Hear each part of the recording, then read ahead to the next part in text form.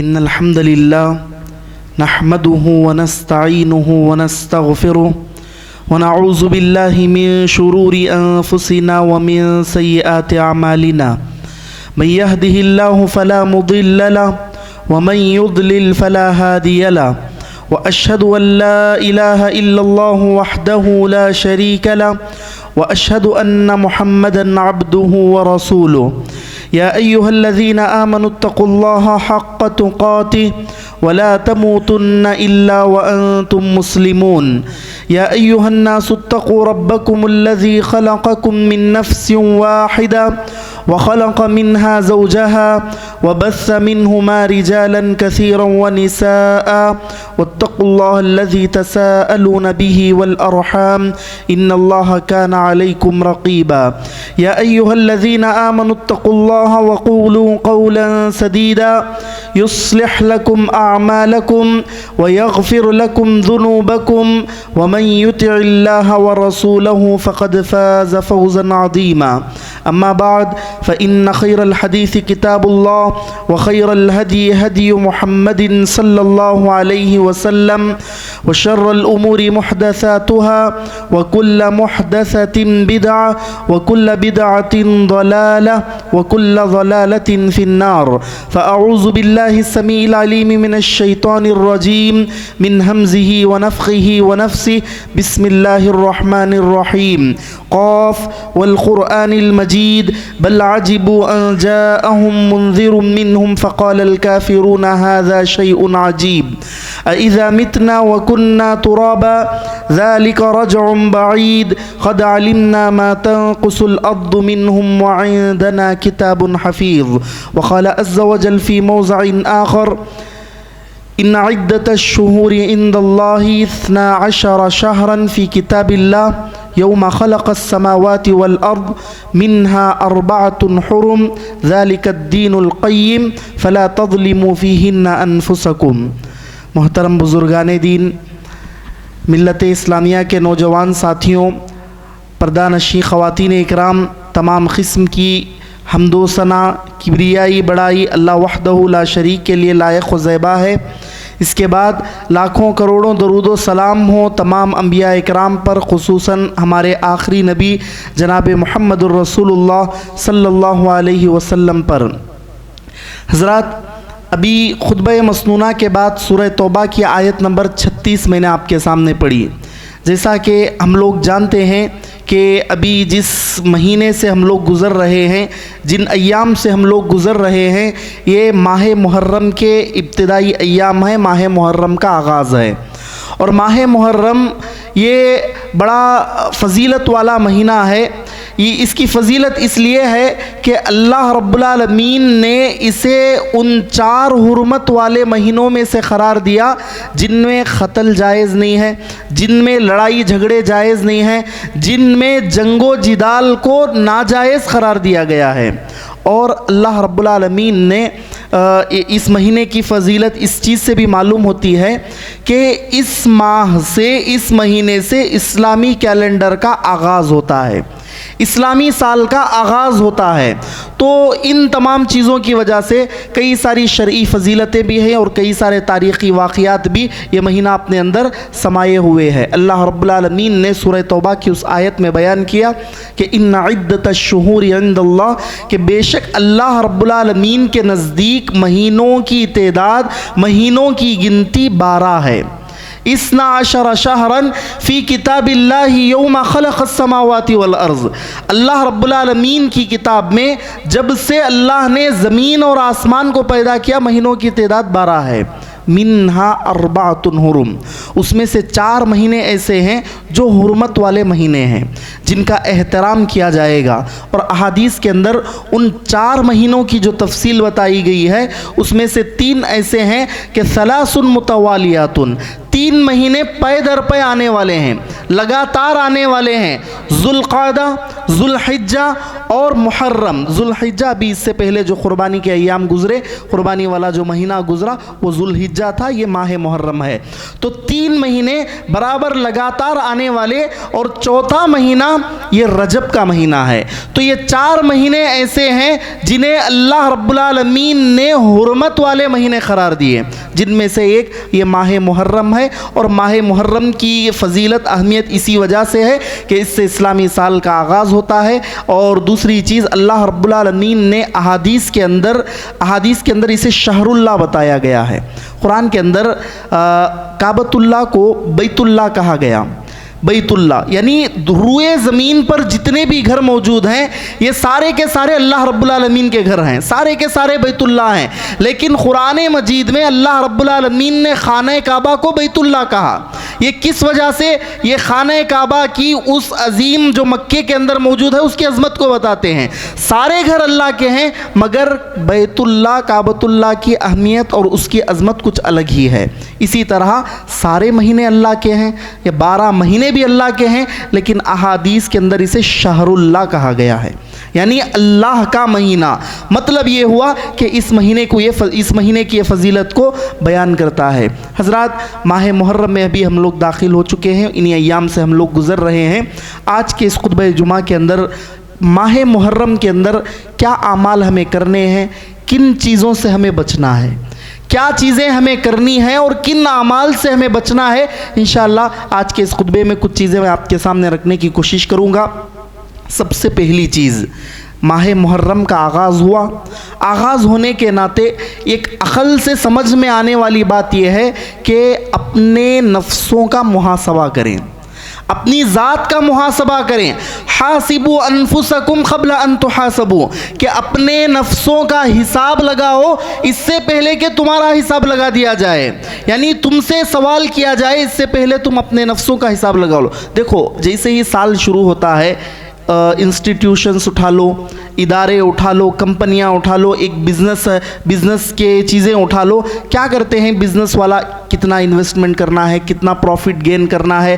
ادارے والے، انسٹیٹیوشن والے کیا کرتے ہیں؟ سلیبس تیار کرتے ہیں کہ ایک مہینے کے اس تک اتنا نصاب چلے گا، اس تک اتنا سلیبس ختم کرنا ہے، سارے لوگ پلاننگ کرتے ہیں۔ ایک مومنانہ تقاضا ہمارا یہ ہے کہ اس سال کے آغاز میں ہم لوگ بھی پلاننگ کریں، ہم لوگ بھی منصوبہ بندی کریں۔ کیا منصوبہ بندی؟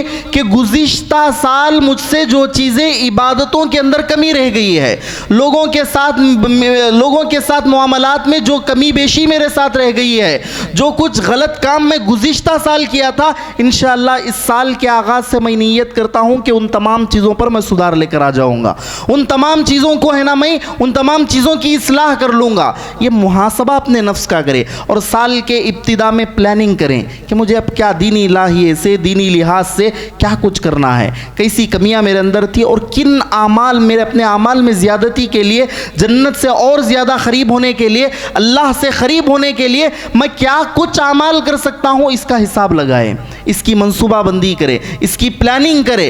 یہ ایک چیز ہے جو ہے نا ماہ محرم کے ابتدا میں ہم لوگوں کو کرنی چاہیے، اور اپنے نفسوں کا حساب لگائیے، اپنے نفسوں کا تزکیہ کیجئے۔ میں میرے اپنے نفس کو جانتا ہوں کہ کتنا پانی میں ہوں، کتنا صحیح ہوں، کتنا غلط ہوں، اس کا علم مجھے ہے۔ ایک الگ سے کچھ وقت نکال کر اپنی ذات کی پلاننگ کیجئے، اپنی ذات کے لیے، اپنے گھر والوں کے لیے، اپنے اس سال کے اندر جو چیزیں آپ کو کرنی ہے اس کی پلاننگ آپ کو کرنی ہے۔ دوسری جو چیز مجھے اور آپ کو کرنی ہے اس ماہ محرم کے اندر، وہ ہے روزوں کا اہتمام، بالخصوص مسنون روزے۔ جیسے ہی محرم کا مہینہ شروع ہوتا، پیارے نبی صلی اللہ علیہ وسلم خود بھی روزہ رکھتے تھے اور اپنے صحابہ کو ترغیب دلایا کرتے تھے کہ اس مہینے کے اندر کثرت سے روزہ رکھو۔ اور آپ صلی اللہ علیہ وسلم نے بیان کیا، افضل الصیام بعد رمضان شہر اللہ المحرم، کہ رمضان المبارک کے بعد اگر سب سے افضل روزے کوئی ہیں، سب سے بہترین روزے اگر کوئی ہیں، شہر اللہ المحرم، یہ اللہ کے اس مہینے محرم کے روزے ہیں، اللہ کے اس مہینے محرم کے روزے ہیں۔ آپ صلی اللہ علیہ وسلم سے سوال کیا گیا، صحیح مسلم کی حدیث ہے کہ ای الصلاۃ افضل بعد الصلاۃ المکتوبہ و ای الصیام افضل بعد صیام رمضان، کہ اللہ کے نبی ہمیں بتائیے کہ فرض نماز کے بعد کون سی نماز سب سے زیادہ افضل ہے؟ فرض نماز کے بعد سب سے فضیلت والی نماز کون سی ہے؟ فرض نماز یہ سب سے اعلیٰ درجے کی ہے، اس سے بڑھ کر کوئی فضیلت والی نماز نہیں ہے، فرض نماز ہے۔ اور کہا کہ کون سے ایسے روزے ہیں جو رمضان المبارک کے بعد سب سے زیادہ فضیلت رکھتے ہیں؟ سب سے زیادہ فضیلت کن روزوں کی ہے؟ تو آپ صلی اللہ علیہ وسلم نے بیان کیا کہ افضل الصلاۃ بعد الصلاۃ المکتوبہ الصلاۃ فی جوف اللیل، کہ فرض نمازوں کے بعد اگر کسی نماز کی اتنی اہمیت ہے، اتنی فضیلت ہے، وہ ہے الصلاۃ فی جوف اللیل، وہ نماز جو تہجد کے وقت ادا کی جائے، وہ نماز جو رات کے آخری تہائی حصے میں ادا کی جائے۔ تہجد کا وقت کون سا وقت ہے؟ تہجد کا وقت یہ قبولیت کا وقت ہے، سحر کا وقت یہ ایسا وقت ہے جس میں اللہ رب العالمین پہلے آسمان پر نازل ہوتے ہیں، بندوں سے ندا لگاتے ہیں کہ من یدعونی فاستجیب لہ، من یستغفرونی فاغفر لہ، کون ہے جو بندہ مجھ سے دعائیں کرے میں اس کی دعاؤں کو قبول کروں، کون ہے جو مجھ سے مغفرت طلب کرے میں اس کی مغفرت کروں۔ تو یہ وقت ہے نا، قبولیت کا وقت ہے۔ کہا کہ اس وقت میں جو نماز ادا کی جاتی ہے فرض نماز کے بعد سب سے بہترین نماز ہے۔ اور روزوں کے تعلق سے بیان کیا گیا کہ افضل الصیام بعد رمضان صیام شہر اللہ المحرم، کہ رمضان المبارک کے بعد اگر سب سے افضل ترین روزے اگر کوئی ہیں تو وہ ماہ محرم کے روزے ہیں، بالخصوص خاص طور سے پورے مہینے میں آپ جب چاہے روزے رکھ سکتے ہیں، خاص طور سے عاشورہ کا روزہ 10 محرم کی تاریخ کو، جسے عاشورہ کا دن کہا جاتا ہے، اس دن کا روزہ 10ویں محرم کا روزہ ہر شخص کو، ہم میں سے ہر شخص کو رکھنا ہے۔ اور اس کی کیا فضیلت ہے؟ اللہ کے نبی صلی اللہ علیہ وسلم سے سوال کیا گیا کہ عاشورہ کے روزے کی فضیلت کیا ہے؟ آپ صلی اللہ علیہ وسلم نے بیان کیا کہ ان یکفر السنۃ الماضیہ، کہ عاشورہ کا روزہ 10 محرم کا روزہ یہ تمہارے پچھلے 1 سال کے گناہوں کا کفارہ ہے۔ ایک روزہ گزشتہ 1 سال کے گناہوں کا کفارہ ہے۔ کون سا روزہ؟ 10 محرم کا روزہ، عاشورہ کے دن کا روزہ۔ تو اللہ کے نبی صلی اللہ علیہ وسلم نے ہمیں تاکید کی کہ 10 محرم کا روزہ رکھو۔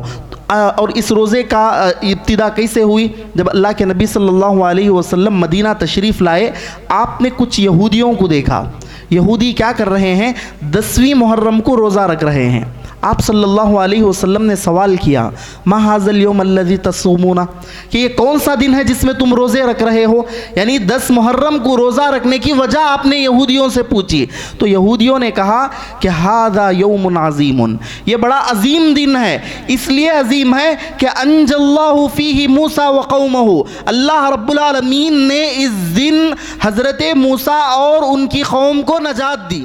کس سے نجات دی؟ فرعون سے نجات دی۔ وغرق فرعون وقومہ، اور فرعون اور اس کا لشکر اسی دن ڈوب گیا۔ فصامہ موسیٰ شکرا، موسیٰ علیہ السلام نے شکرانے کے طور پر 10 محرم کا روزہ رکھا۔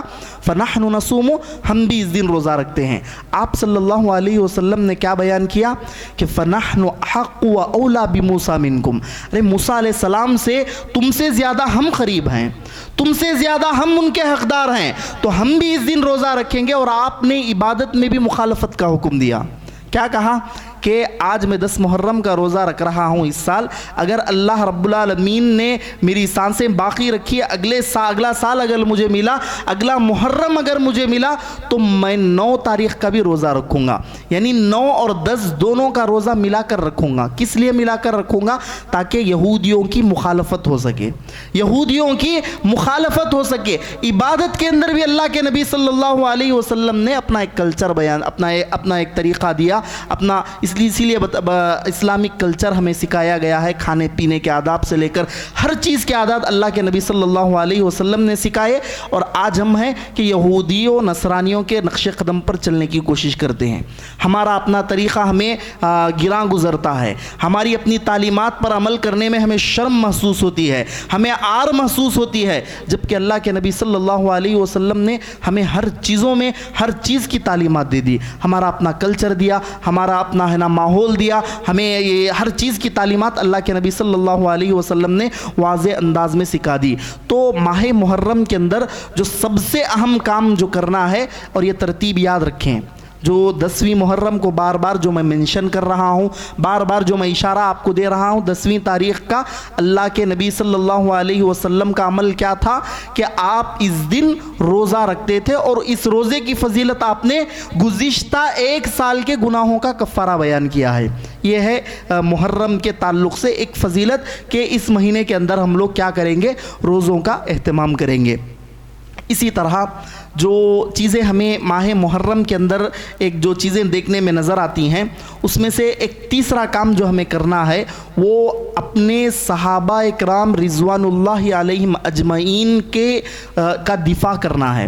دیکھیے کئی ساری قرآن کی آیتیں ہیں، صحابہ یہ کون ہیں؟ یہ وہ نفوس ہیں، یہ وہ اصحاب ہیں جو اللہ کے نبی صلی اللہ علیہ وسلم کے ساتھ ہمیشہ رہے، آپ کی خاطر اپنی جان مال سب چیزوں کی قربانی دی، ہجرت کی، اپنے ہے نا جانوں کو قربان کرنے سے بھی پیچھے نہیں ہٹے۔ یہ کون ہیں؟ یہ صحابہ ہیں، اور صحابہ میں سارے صحابہ ہیں۔ دیکھو ہو سکتا ہے ہر صحابی کی ایک الگ فضیلت ہو، ابو بکر کی شان الگ ہو، حضرت عمر رضی اللہ عنہ کے فضائل و مناقب الگ ہوں، ہر ایک اپنے اپنے ہے نا عبادتوں کے اعتبار سے، اپنے اپنے تقوی کے اعتبار سے فضیلت میں ہر ایک الگ ہیں، مگر صحابہ کے تعلق سے جو چیز، جو تصور، جو کانسیپٹ ہمارا ہے وہ یہ کہ قرآن نے جو اللہ رب العالمین نے بیان کر دیا کہ رضی اللہ عنہ، اللہ رب العالمین ان سے راضی ہو گیا، تو سارے صحابہ ہمارے لیے کیا ہیں؟ احترام کے قابل ہیں۔ سارے صحابہ کی ہم عزت کریں گے، سارے صحابہ کی ہم لوگ تکریم کریں گے، کسی کی شان میں کوئی گستاخی نہیں، کسی کی شان میں کوئی تان و تشنیع نہیں، اور ہماری اتنی طاقت نہیں ہے، ہماری اتنی حیثیت نہیں ہے، ہماری اتنی بساط نہیں ہے کہ ہم صحابہ کی شان کے تعلق سے صحابہ کے مابین ہے نا ایک دوسرے کو جج کریں کہ یہ صحابی بڑے ہیں، یہ صحابی چھوٹے ہیں، یہ صحابی کی فلاں غلطیاں ہیں، وہ صحابی کی فلاں غلطیاں ہیں۔ ہماری اتنی حیثیت نہیں ہے، ہماری اپنی اتنی بساط نہیں ہے، ہمارے اپنے ہے نا ہم اس لائق ہی ہے نہیں کہ صحابہ کے تعلق سے کچھ کلام کریں، ان کی شان میں کچھ گستاخی کریں، ان کی شان میں کچھ تنقیص کریں۔ ماہ محرم کا مہینہ جیسے شروع ہوتا ہے، دین کا لبادہ اوڑے ہوئے کچھ ایسے لوگ، خبیث لوگ بھی ہیں جو صحابہ کی شان میں گستاخیاں کرتے ہیں، عظیم صحابی رسول کی شان میں گستاخیاں کرتے ہیں، اور کئی ایسے فرقہ پرست لوگ بھی ہیں، کئی ایسے فرقے کے لوگ بھی ہیں جو نہ حضرت ابو بکر رضی اللہ عنہ کو چھوڑتے ہیں، نہ حضرت عمر رضی اللہ عنہ کو چھوڑتے ہیں، نہ امہات المؤمنین حضرت عائشہ صدیقہ رضی اللہ عنہ کی شان میں تو گستاخی کرتے ہیں۔ بڑے بڑے صحابہ، حضرت امیر معاویہ رضی اللہ عنہ کاتب وحی جسے بتایا گیا ہے، ایسے ایسے صحابہ کی شانوں میں گستاخی، نعوذ باللہ، ان کی شان میں نازیبہ الفاظ، انہیں ہے نا ان کی شان میں گستاخی، ان کی شان میں تنقیص۔ یاد رکھیے امت کے جتنے بھی فرد ہیں نا، سارے فرد ان کے پیر کے دھول کے برابر بھی ہم لوگ نہیں آ سکتے ہیں۔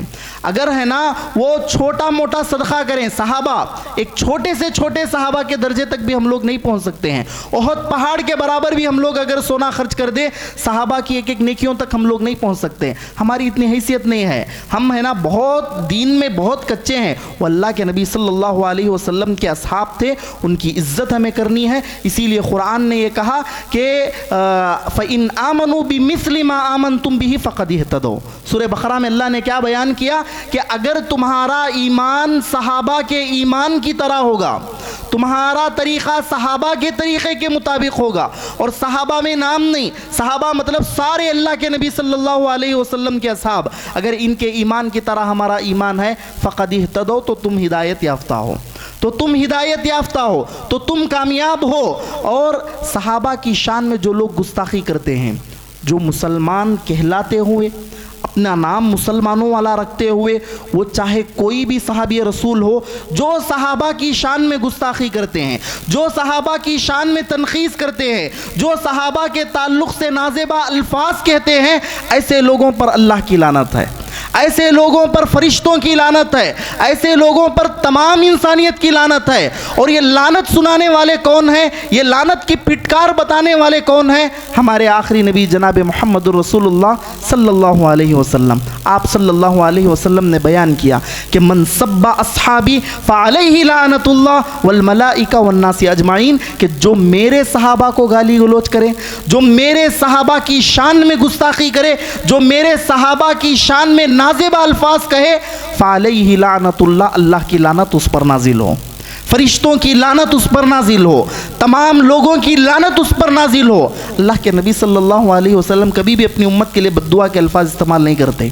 देखो सहाबा के माबैन है ना, और बाज़ लोग है ना पूरे फहरिस्तें निकाल दें सहाबा की क्या गलतियाँ थी, गलतियाँ निकालने के पीछे हो सकता है बशरी तकाज़े हैं वो हैं, लेकिन सहाबा के ताल्लुक़ से हमारा बस जहन यही है कि अल्लाह के नबी सल्लल्लाहु अलैहि वसल्लम के असहाब हैं, इनके ईमान की तरह हमें अपना ईमान बनाना है, इनकी ज़िंदगियों को हमें पढ़ना है, इनकी क़ुरबानियों को हमें याद करना है और इनके तरीक़े के मुताबिक हमें हमारी अपनी ज़िंदगियों को गुजारना है। तो याद रखिए मुहर्रम के महीने में ख़ास तौर से अमीर मुआविया रज़ी अल्लाहु अन्हु, अबू बकर सिद्दीक़ रज़ी अल्लाहु अन्हु, उमर रज़ी अल्लाहु अन्हु, हज़रत आयशा सिद्दीक़ा रज़ी अल्लाहु अन्हा, ऐसे बड़े बड़े असहाब की शान में गुस्ताखियाँ की जाती हैं। याद रखो ऐसे लोगों पर अल्लाह की लानत है। नबी सल्लल्लाहु अलैहि वसल्लम के हुक्म के मुताबिक तमाम लोगों की लानत ऐसे लोगों पर बरसती है। ऐसे लोगों पर लानत की फिटकार अल्लाह के नबी सल्लल्लाहु अलैहि वसल्लम ने सुनाई।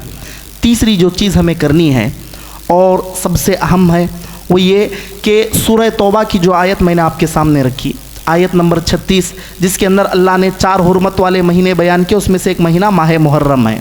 अल्लाह ने आयत के इख्तिताम में क्या बयान किया? फ़ला तज़लिमू फ़ीहिन्ना अनफुसकुम, कि तुम अपने नफ्सों पर इन हुर्मत वाले महीनों में जुल्म नहीं करोगे। यानी कुफ़ार भी इसका लिहाज रखते थे, ज़माने जाहिलियत से इसका लिहाज होता था।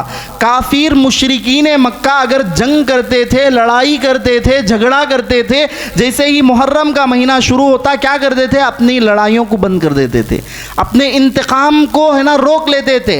किसी के साथ लड़ाई झगड़ा है ना वो भी इसकी हुर्मत का ख्याल रखते थे। और अल्लाह ने और आगे बयान किया कि फ़ला तज़लिमू फ़ीहिन्ना अनफुसकुम, ये अल्लाह रब्बुल आलमीन का फरमान है कि तुम अपने नफ्सों पर भी जुल्म नहीं करोगे, अपने नफ्सों पर। मगर अफसोस के साथ ये कहना पड़ता है कि यही वो महीना है जिसमें अल्लाह की मुखालफत हम लोग करते हैं, इस आयत की मुखालफत हम करते हैं। अल्लाह का ये फरमान है कि तुम अपने नफ्सों पर जुल्म मत करो, और हम अपने नफ्सों पर जुल्म करते हैं। कैसे जुल्म करते हैं, किस मुनासबत से जुल्म करते हैं? 10वीं मुहर्रम के अंदर वाक़िए करबला, हज़रत हुसैन रज़ी अल्लाहु अन्हु की जो शहादत का जो सानिया पेश आया, उनकी जो शहादत, जो दर्दनाक अलमनाक जो शहादत हज़रत हुसैन रज़ी अल्लाह अन्हु की हुई, उस मुनासबत से क्या करते हैं? अपने जिस्मों को तकलीफ़ देते हैं, अपने जिस्मों को खुद तकलीफ़ देते हैं। छुरियों से, तेज़धार आलों से, चाकुओं से अपने आप को, अपने जिस्म को तकलीफ़ देते हैं, मारते हैं, सीना कुबी करते हैं, हाँ अपने है ना अपने सीनों पर मारते हैं। ये तमाम चीज़ें हैं ना इस महीने की 10वीं तारीख़ को, 10वीं मुहर्रम को की जाती हैं। और किस मुनासबत से? हज़रत हुसैन रज़ी अल्लाह अन्हु के गम में, मातम का नाम दिया जाता है कि देखो सारे सहाबा में कई सारे सहाबा ऐसे हैं जिनकी शहादत हुई। शहादत की एक लंबी फहरिस्त हमारे पास मौजूद है। ख़ुद अल्लाह के नबी सल्लल्लाहु अलैहि वसल्लम की ज़िंदगी में आपके साहिबजादों का इंतकाल हुआ, सबसे बढ़कर जिसे सय्यदुश शुहदा कहा गया, हज़रत हमज़ा रज़ी अल्लाहु अन्हु। जंगे ओहद में हज़रत हमज़ा रज़ी अल्लाह अन्हु शहीद होते हैं और उनकी दर्दनाक शहादत की ये चीज़ सुने कि हिंद नामी एक औरत क्या करती है, हज़रत हमज़ा रज़ी अल्लाह अन्हु की जो बहादुरी थी, उनकी बहादुरी की वजह से जब शहीद हुए तो उनके सीने को निकाल कर कच्चा चबाती हैं, उनके दिल को निकाल कर कच्चा चबाती हैं। किसके? हज़रत हमज़ा रज़ी अल्लाह अन्हु के। कान काटती हैं, आँख काटती हैं, बदला लेने की खातिर, इंतकाम की खातिर। और कई सारी फहरिस्त हमारे पास मौजूद हैं। हज़रत अबू बकर, हज़रत उमर रज़ी अल्लाह अन्हु ये भी शहीद हुए। फज्र की नमाज में है, ابو لؤلؤ فیروز نامی ایک مجوسی کیا کرتا ہے، مسجد کے اندر داخل ہو کر نماز پڑھا رہے ہوتے ہیں، چھورا گھومتا ہے، پیٹ کے اندر چھورا گھومتا ہے، 3 دن تک انتہائی ہے نا علیل حالت میں رہتے ہیں، مرض وفات میں پہنچ جاتے ہیں، پیٹ میں سے کچھ چیز داخل کی جاتی ہے، یہ سوراخ سے باہر نکلتا ہے۔ حضرت عمر رضی اللہ عنہ شہید ہوئے، حضرت عثمان غنی رضی اللہ عنہ جو تیسرے خلیفہ ہیں، باغیوں نے ان کا سر قلم کر دیا، حضرت علی رضی اللہ عنہ کی شہادت ہوئی، اور کئی سارے فہرست ہمارے پاس موجود ہے جس میں صحابہ اکرام رضوان اللہ علیہم اجمعین کی عظیم قربانیاں ہیں، ان کی شہادت ہیں، اور ہمارا ایک تقاضا ہے، ہمیں ان سے محبت ہے، صحابہ سے محبت ہے، ان کی عزت ہم لوگ کرتے ہیں، ان کے طریقے کے مطابق اپنے طریقے کو ہم لوگ بناتے ہیں، ان سے محبت یہ ہے کہ آپ ان کی زندگیوں کو پڑھیں، آپ کی زبانوں پر، آپ کے لبوں پر جب صحابہ کا نام آئے، رضی اللہ عنہ کا جملہ آپ کی زبانوں پر آنا ہے کہ اللہ ان سے راضی ہو گیا، ان کی زندگیوں کو پڑھ کر، ان کے فضائل اور مناقب کو جان کر ہم اس طریقے سے زندگی گزارنے کی کوشش کریں گے۔ اور ہاں، صحابہ کی شہادت کا غم بھی ہے، افسوس بھی ہے، مگر افسوس اور شہادت کا جو غم ہے یہ بھی شرعی حدود کے دائرے میں رہتے ہوئے ہی ہمیں کرنا ہے۔ دین اللہ کے نبی صلی اللہ علیہ وسلم پر مکمل ہو گیا، آپ صرف صحابہ کا نہیں، خود اللہ کے نبی صلی اللہ علیہ وسلم کی وفات کا لے لیجئے، آپ کے بعد آپ کے اصحاب کی شہادت لے لیجئے، اور خود آپ کے خاندان کے افراد، آپ کے چہیتے افراد، آپ کے والدین ہو سکتے ہیں، آپ کے قرابت دار ہو سکتے ہیں، آپ کے رشتہ دار ہو سکتے ہیں، اگر کسی کا انتقال ہوا، کسی کی وفات کا صدمہ اگر آپ کو پہنچتا ہے، آپ کو غم منانے کی اجازت ہے، آپ کو افسوس کرنے کی اجازت ہے، مگر شرعی حدود کے دائرے میں رہتے ہوئے۔ اللہ کے نبی صلی اللہ علیہ وسلم کی زندگی میں افسوس کیسے، غم کیسے منایا جاتا ہے، اس چیز سے ہمیں اس سے معلوم ہوتا ہے کہ آپ کے صاحبزادے ابراہیم کا انتقال ہوا، اللہ کے نبی صلی اللہ علیہ وسلم کے بیٹے کا انتقال ہوا۔ آپ صلی اللہ علیہ وسلم نے کیا بیان کیا؟ ان العین لتدمع وان القلب لیحزن، کہ آنکھیں آنسو بہاتی ہیں، دل غم زدہ ہوتا ہے، اس جدائی سے ہم تمام لوگ ہیں نا غم زدہ ہیں، اس جدائی سے ہم تمام لوگ ہیں نا غم میں ڈوبے ہوئے ہیں، مگر اپنی زبانوں سے وہی چیز نکالیں گے جو ہمارے رب کو راضی ہوگی، غم میں ایسے الفاظ، ایسی چیزیں نہیں نکالیں گے جس سے اللہ رب العالمین ناراض ہو جائے۔ آپ یہ شرعی غم ہے، آپ ایسا غم منائیے، اور یاد رکھیے 10ویں محرم کو جو کربلا کا سانحہ پیش آیا، حضرت حسین رضی اللہ عنہ کی جو شہادت ہوئی، اب آج کے لوگوں کے اندر یہ کانسیپٹ ہے کہ جس دن حسین رضی اللہ عنہ کی شہادت ہوئی اس دن کیا کرنا ہے؟ ماتم حسین منانا ہے، سارے صحابہ شہید ہوئے، ان کا ماتم، ان کا غم، یہ کسی کو نہیں فکر ہے، صرف حضرت حسین رضی اللہ عنہ نواسی رسول کا ماتم منا۔ سب سے پہلی چیز، ماتم نامی اسلام کے اندر کوئی چیز ہے ہی نہیں، جیسا کہ میں نے کہا کہ غم منانے کی اجازت ہے، افسوس آپ کر سکتے ہیں شرعی حدود کے دائرے کے اندر رہتے ہوئے، ماتم حسین ہم لوگ نکالتے ہیں، ماتم ہم لوگ کرتے ہیں، یہ ماتم نامی چیز شریعت کے اندر ہے ہی نہیں، شریعت کے اندر اس کا کوئی یہ نہیں۔ اللہ کے نبی صلی اللہ علیہ وسلم نے بیان کیا کہ لیس منا من ضرب الخدود وشق الجیوب ودعا بدعوى الجاہلیہ، کہ ایسا شخص ہم میں سے ہے ہی نہیں۔ کیسا شخص؟ شق ضرب الخدود، جو اپنے گالوں کو پیٹے، غم کی وجہ سے جو اپنے گالوں کو پیٹے، اپنے چہروں پر تماچے مارے، اور ہے نا اپنے گریبانوں کو چاک کرے، اپنے کپڑوں کو پھاڑ لے اور جاہلیت کے نعرے لگائے، ایسا شخص ہم میں سے نہیں ہے۔ آپ صحابہ کا چھوڑو، بڑی شخصیات کا چھوڑو، اپنے گھر کے کسی افراد کے انتقال پر آپ چہروں پر نہیں مار سکتے، آپ چہروں پر نہ مار نہیں سکتے، سینہ کو بھی نہیں کر سکتے، گریبان نہیں پھاڑ سکتے۔ یہ چیز یاد رکھو، اگر یہ چیز تمہارے اندر آئے گی، یہ جاہلیت کی چیزیں ہیں، اور تم لوگ، اللہ کے نبی نے ایسے لوگوں کے تعلق سے کہا کہ یہ لوگ ہم میں سے نہیں ہیں۔ اب بتاؤ، ماتم کا نام دے کر، حضرت حسین رضی اللہ عنہ کی شہادت کا نام دے کر 10 محرم کے دن تم اپنے جسموں کو تکلیف دیتے ہو، تم اپنے جسموں کو تکلیف دیتے ہو، ڈھول بجاتے ہو، سڑکوں کے اندر موجود رہ کر اس جو واقعہ کربلا کا جو منظر کشی ہے اس کی منظر کشی کرنے کی کوشش کرتے ہو۔ حضرت حسین رضی اللہ عنہ کا مجسمہ بنا دیے، اسٹیچو بنا دیے، اس کے اندر تیر گھسا رہے ہیں، سر کو قلم کیا ہوا دکھا رہے ہیں، اس گھوڑوں کو، زخمی گھوڑوں کو دکھا رہے ہیں۔ یہ کیا چیز ہے؟ یہ مذاق ہے، یہ صحابہ اکرام رضوان اللہ علیہم اجمعین کی قربانیوں کا مذاق ہے۔ ماتم آپ منا ہی نہیں سکتے، اور ہمارے اپنے ان نوجوانوں پر افسوس ہے۔ آج نوجوانوں کی حالت کیسے ہے؟ یہ نوجوان کیا ہیں؟ انہیں دین کا کوئی علم نہیں ہے۔ جیسے ایک سرکس کے اندر جو جانور پالے جاتے ہیں، سرکس کے اندر کے جانوروں کی حالت کیسے ہوتی ہے کہ انہیں ٹرین کیا جاتا ہے کہ فلاں دن سرکس رہے گا، سرکس کے اندر یہ کرتب تمہیں دکھانے ہیں، یہ چیزیں تمہیں کرنی ہے، یہ کام تمہیں کرنے ہیں۔ اور سرکس کے وہ جانور بھی اتنے ہوشیار ہوتے ہیں کہ جس دن انہیں کرتب دکھانا ہوتا ہے، جس دن ایکٹنگ کرنے ہوتی ہے، اسی دن وہ کرتے ہیں۔ باقی ایام میں جاؤ، وہ آپ کے کسی اشارے پر عمل نہیں کریں گے، آپ کو نہ وہ کرتب دکھائیں گے، آپ کو نہ وہ انجوائمنٹ دیں گے، کوئی چیز نہیں کریں گے۔ جس دن ان کا مالک کہتا ہے کہ اس دن کرتب دکھانا ہے تبھی کرتے۔ ایسے آج ہمارے نوجوانوں کی حالت ہے۔ دین کیا ہے، قرآن کیا ہے، حدیث کیا ہے، آج ہمیں اس کا کوئی نالج نہیں ہے۔ بس ہم لوگوں نے یہ کانسیپٹ بنا لیا ہے کہ سال میں کچھ ایام ایسے آئیں گے جن ایام کے اندر کیا کرنا ہے، جا کر دیوانوں کی طرح ناچنا ہے۔ اور وہ کس مناسبت سے وہ چیز کر رہے ہیں یہ تک بھی نہیں معلوم۔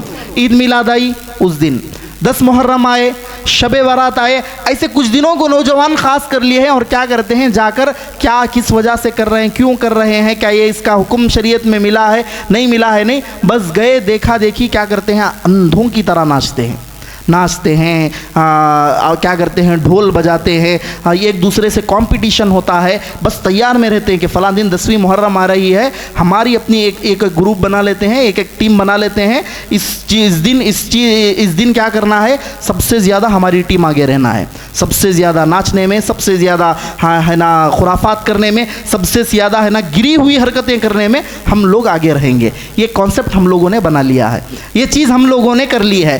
اب ایسے لوگوں کو نہ نمازوں کی فکر، نماز ہو رہی ہے، نماز کو جائیں گے، مسجد کو آباد کریں گے، علماء سے تعلق رکھیں گے، قرآن کیا ہے، حدیث کیا ہے، کتاب اللہ کیا ہے، کہ سنت رسول کیا ہے، ان کو کسی چیز کی نالج نہیں ہے۔ بس شیطان کیا کر رہا ہے، شیطان نے ان کی ڈور اپنے ہاتھوں میں لے لی ہے، اور جیسے وہ نچاتا ہے یہ ناچتے ہیں۔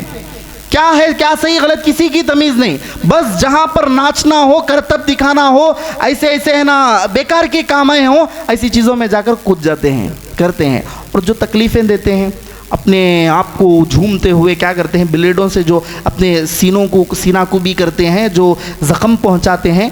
سب سے پہلے میں آپ کو یہ کہتا ہوں کہ 2 راستے آپ کے پاس ہیں اس خطبہ جمعہ سے، ایک پیغام میں آپ کو یہ دیتا ہوں، بڑا گہرا پیغام ہے۔ 2 راستے آپ کے پاس ہیں۔ ایک راستہ کتاب اللہ اور سنت رسول کا راستہ، اور یہ ایسا راستہ جس کا حکم نبی کریم صلی اللہ علیہ وسلم نے دیا، یہ ایک ایسا راستہ جو آپ کو جنت کو لے جانے والا راستہ ہوگا، اور اس کی تعلیمات ہمیں ہمارے نبی صلی اللہ علیہ وسلم نے دی۔ دوسرا راستہ شیطان کا راستہ، جو نبی کریم صلی اللہ علیہ وسلم کی مخالفت کرنے والوں کا راستہ، اور جو پہلا راستہ اختیار کریں گے نبی کریم صلی اللہ علیہ وسلم کا راستہ، آپ کی بتائی ہوئی تعلیمات پر عمل کریں گے۔ 10ویں محرم کو کیا کریں گے، ناچنے گانے ماتم کرنے غم منانے کے بجائے کیا کریں گے، 10ویں محرم کو آپ نے روزہ رکھنے کا حکم دیا، روزہ رکھیں گے۔ 10ویں محرم کو روزہ رکھیں گے، اور ساتھ میں 9ویں محرم کا روزہ بھی رکھیں گے۔ یہ نبی کریم صلی اللہ علیہ وسلم کا طریقہ ہے۔ اور دوسری بات، قرآن کا حکم ہے کہ اس مہینے کے اندر کسی طرح کا کوئی ظلم نہیں کریں گے، اپنے نفسوں پر ظلم نہیں کریں گے۔ تیسری بات یہ کہ ماتم نامی تصور اسلام کے اندر نہیں ہے۔ اللہ کے نبی نے کہا کہ ایسے لوگ ہم میں سے نہیں ہیں جو چہروں کو ماریں، سینہ کوبی کریں، جاہلیت کے نعرے لگائیں، ہم میں سے نہیں ہے۔ یہ نبی کے واضح احکامات ہیں، واضح احکامات ہیں، میری بات نہیں ہے، دلیل ہے۔ میں قرآن کی سورہ توبہ کی ایک آیت بیان کیا، پھر دوسری حدیث بیان کیا، صحیح بخاری کی حدیث، پھر تیسری حدیث بیان کیا۔ یہ نبی کریم صلی اللہ علیہ وسلم کا راستہ ہے جو مدلل ہے، جو ثابت شدہ ہے۔ اب یہ ایک ایسا راستہ ہے جو ہے نا شیطان کا راستہ ہے، شیطان کا راستہ ہے۔ اور وہ راستہ کیسا ہے، ماتم کا راستہ ہے۔ وہ راستہ کیسا ہے جس میں شرعی مخالفت ہوتی ہے۔ وہ راستہ کیسا ہے، ناچنے کا راستہ ہے۔ وہ راستہ کیسا ہے، غلط جلوس نکالنے کا راستہ ہے۔ وہ راستہ کیسا ہے جس میں اللہ رب العالمین کے فرامین کی، اللہ رب العالمین کے ہے نا جو باتیں بتائی گئی ہیں اس کی نافرمانیاں قدم قدم پر ہوتی ہیں۔ یہ ایسا راستہ ہے اور شیطان اسے کنٹرول کیے ہوئے ہیں۔ اب دیکھو ایک چیز، ایک عقل پر سمجھ میں آنے والی ایک چیز میں آپ کو یہ بھی بیان کروں۔ دین کس پر مکمل ہوا؟ دین کون لے کر آئے؟ دین اللہ کے نبی صلی اللہ علیہ وسلم پر مکمل ہو گیا۔ قرآن کی آیت موجود ہے۔ حضرت حسین رضی اللہ عنہ اللہ کے نبی کریم صلی اللہ علیہ وسلم کے نواسہ رسول، ان کی جو شہادت پیش آئی یہ 50 سال بعد پیش آئی۔ آپ اپنی زندگی میں یہ حکم دے رہے ہیں کہ 10ویں محرم کو روزہ رکھو۔ آپ اپنی زندگی میں یہ حکم دے رہے ہیں کہ ماتم نہیں کریں گے، کسی کا ماتم نہیں کریں گے۔ آپ اپنی زندگی میں قرآن کا یہ حکم بیان کر رہے ہیں کہ محرم کے مہینے میں اپنے نفسوں پر کسی طرح کا ظلم نہیں کریں گے۔ اب دین اس پر مکمل ہو گیا۔ بعد میں اللہ کے نبی کی وفات کے بعد وہ چاہے کتنے بڑے صحابی ہو، کتنے بڑے ولی ہو، کتنے بڑے بزرگ ہو، یا پھر کچھ ایسے واقعات ہوں، ان کی وجہ سے دین نہیں بدلے گا، ان کی وجہ سے دین نہیں بدلے گا۔ 10ویں محرم کا پورے احکامات اللہ کے نبی نے اپنی زندگی میں دے دیے۔ شہادت حسین 50 سال بعد ہوا۔ 50 سال کے کئی سال بعد یہ بدعت و خرافات شروع ہوئی کہ ماتمی جلوس نکالیں گے، نعرے لگائیں گے، یہ کریں گے، وہ کریں گے، سیاہ جھنڈیاں لگائیں گے، سیاہ کپڑے پہن لیں گے، سیاہ ٹوپیاں ڈال لیں گے۔ یہ تمام چیزیں حضرت حسین رضی اللہ عنہ کی شہادت کے کئی سال بعد شروع ہوئی۔ مطلب یہ کہ اللہ کے نبی صلی اللہ علیہ وسلم نے اپنی زندگی میں حکم ہمیں ان چیزوں کا دیا ہے۔ ظلم مت کرو، روزہ رکھو، اور ہے نا ماتم وغیرہ کسی بھی شخصیت کا نہیں کریں گے۔ تو یہ حکم اللہ کے نبی نے ہمیں پہلے دے دیا۔ یہ سمجھ میں آنے کے لیے میں موٹی باتیں آپ کو بیان کر رہا ہوں۔ یہ چیزیں شریعت سے ثابت نہیں ہیں، یہ ہمارا راستہ نہیں ہے، یہ مسلمانوں والے کام نہیں ہیں۔ اگر آپ 10ویں محرم کے اندر روزوں کو چھوڑ کر نمازوں کو چھوڑ کر مسجدوں سے دور ہو کر جلوس میں شامل ہو کر ماتم مناتے ہوئے، اپنے جسموں کو تکلیف دیتے ہوئے، اپنے ہے نا گالوں کو پیٹتے ہوئے، اپنا سینہ کوبی کرتے ہوئے، جاہلیت کے نعرے لگاتے ہوئے، یا حسین کے نعرے لگاتے ہوئے اگر آپ پھریں گے، یاد رکھو یہ سارے لوگ نبی کے مخالفین لوگ ہیں، نبی کے اپوزٹ کام کرنے والے لوگ ہیں۔ کیونکہ نبی سے محبت تو کس چیز کا نام ہے؟ ہم لوگ کیا بولتے ہیں؟ بس زبانی دعوے۔ نبی سے ہم محبت کرنے والے، عشق رسول کے آگے ہم اپنے سروں کو کٹانے والے۔ کہاں کیسی محبت ہے یہ محبت کیسی ہے؟ نبی ایک فرمان یہاں پر دے رہے ہیں کہ یہ چیزیں نہیں کریں گے، اب آپ اسی چیزوں کو بڑے زور و شور سے کر رہے ہوں تو یہ نبی کی مخالفت ہے۔ پہلے وہ لوگ جو روزہ رکھتے ہیں، سارے کام کرتے ہیں، یا نبی کا ساتھ دینے والے، نبی کے حکم کی تائید کرنے والے، اور نبی کے راستے پر چلنے والے، جنت کے راستے پر چلنے والے، اور یہ لوگ شیطان کے راستے پر چلنے والے۔ کیونکہ نبی کا حکم کی جو تائید نہیں کرتا، آپ کے حکم پر جو عمل نہیں کرتا، وہ شیطان کے بہکاوے میں آ گیا، شیطان کے جو راستے میں آ گیا، دین کے اندر نئے کام میں جو آ گیا، جو بدعتوں میں آ گیا، جو خرافات میں آ گیا، ایسا شخص کیا ہے؟ یہ جہنم کے راستہ ہے۔ فَإِنَّ كُلُّ بِدْعَةٍ ضَلَالَةٍ وَكُلُّ ضَلَالَةٍ فِي النَّارِ، کہ ہر بدعت ہے نا گمراہی ہے، اور ہر گمراہی کیا کرے گی؟ آپ کو جہنم کی طرف لے کر جائے گی۔ تو بتانا مقصد یہ ہے کہ 10ویں محرم کے اندر روزہ رکھنے کی کوشش کریں، 9 کا بھی روزہ رکھیں، اپنے نفسوں پر ظلم مت کریں، کسی بھی طرح کے، گھروں کے اندر بھی لڑائی جھگڑے مت کریں، مسجدوں کے اندر لڑائی جھگڑے مت کریں، مسجدوں کے اطراف میں، اپنے گاؤں کے اندر یا کسی بھی معاملے میں اس حرمت والے مہینے کا خیال رکھیں، لڑائی جھگڑا نہیں کریں گے، اپنے جسموں کو بھی تکلیف نہیں پہنچائیں گے۔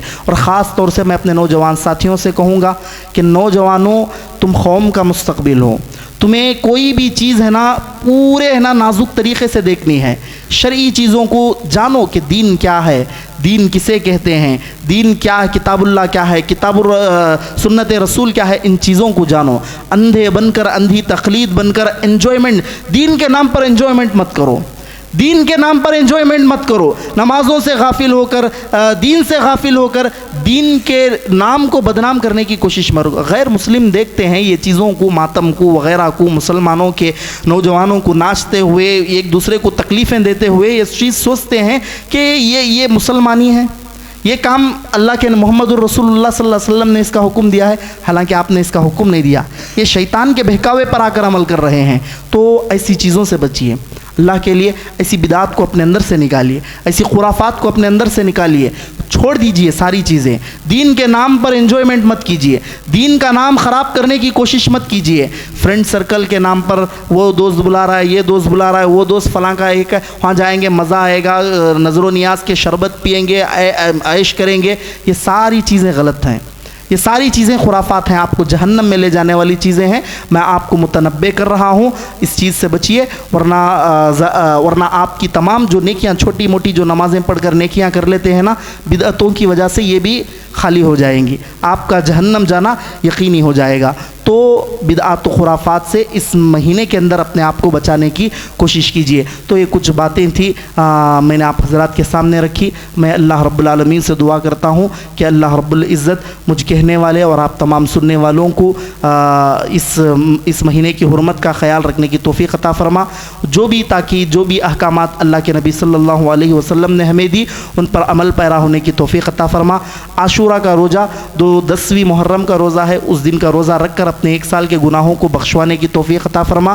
اللہ رب العالمین اس سے پہلے کے سالوں میں ماتم کے نام پر، شہادت حسین رضی اللہ عنہ کے نام پر، نہ جانتے ہوئے جہالت کی بنیاد پر ہم سے جو کچھ چیزیں ہو گئی، کوئی ہم میں سے ناچا ہوگا، کوئی ہم میں سے ہے نا شربت پیا ہوگا، کوئی ہم میں سے ہے نا جلوس میں شامل ہوا ہوگا. اللہ ہمیں اس کا علم نہیں تھا.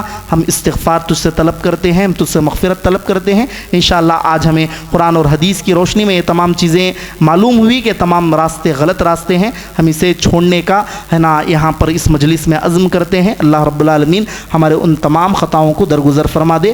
جب تک زندہ رکھ، توحید پر زندہ رکھ. خاتمہ ہو تو خاتمہ بالخیر ہو. اقول قولی ھذا استغفر اللہ لی ولکم ولسائر المسلمین.